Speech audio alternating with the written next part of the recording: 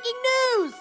Today, here we have Jeffrey Dahmer, the serial killer, cannibal, sex offender, to talk more about his crazy past and how his past led up to his crimes he committed.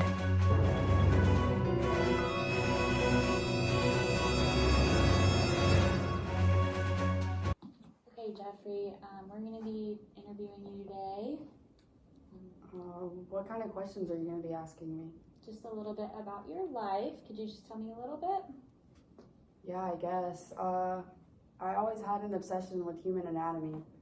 I began being attracted to young homosexual men of color. I would ask them to come back to my apartment sometimes, and I would bribe them with money or sexual favors. I enjoyed drinking a lot, and I would lace their drinks sometimes and strangle them. I remember my partners with souvenirs. I enjoyed dismembering their bodies and sometimes eating them. Around my house, I would decorate the souvenirs and have photographs to remember my partners by because I always wanted them close to me. When I was done with the person, I would either throw their body parts away or get rid of the evidence in other ways. And you said you would throw them away or get rid of them in other ways. What other ways would you get rid of them?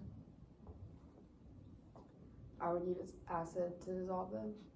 Okay, and how many victims did you have, or how many men did you do this to? 17.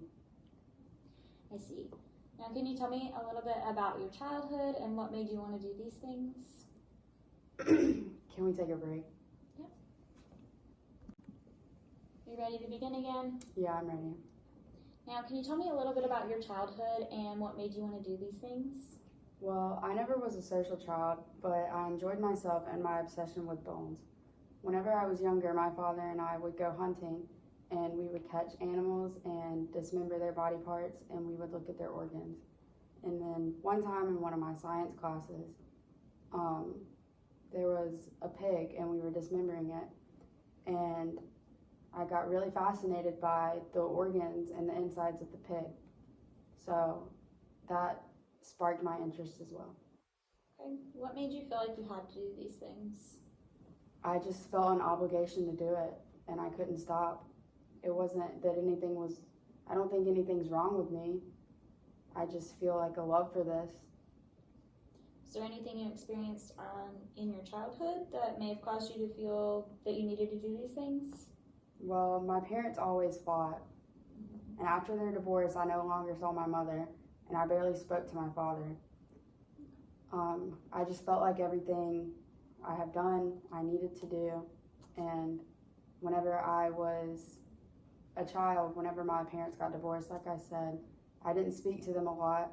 They kind of sent me to do my own thing, so my interest was never stopped by anyone.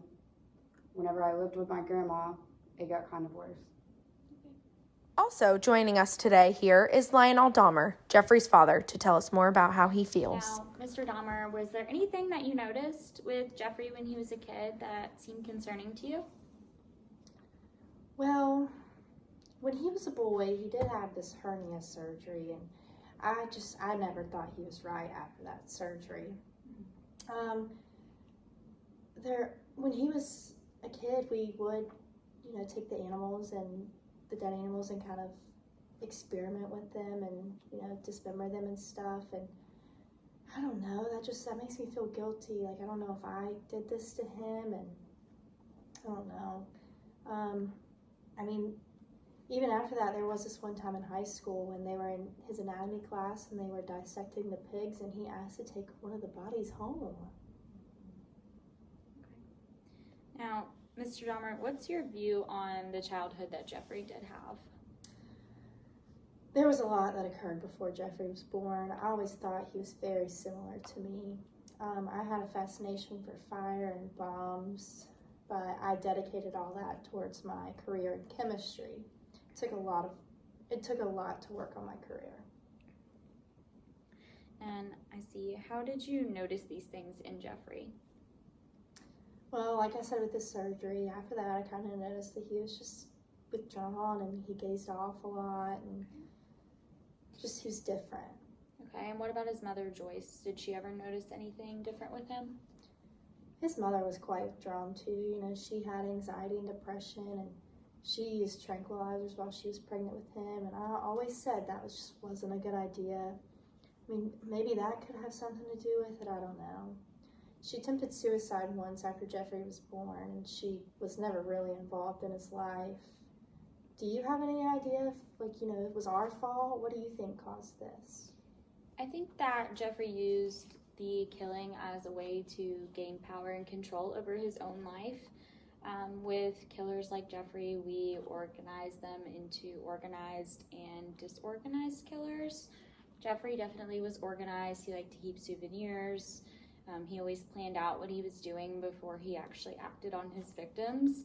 But towards the end, he did become really disorganized, and he started just experimenting on his victims. So we're not really sure. How that change occurred, but he did start killing at random after that. So, yeah. And that's all the time we have today. Thank you. That I did what I did not for reasons of hate. I hated no one. I knew I was sick or evil or both. Now I believe I was sick. I know how much harm I have caused.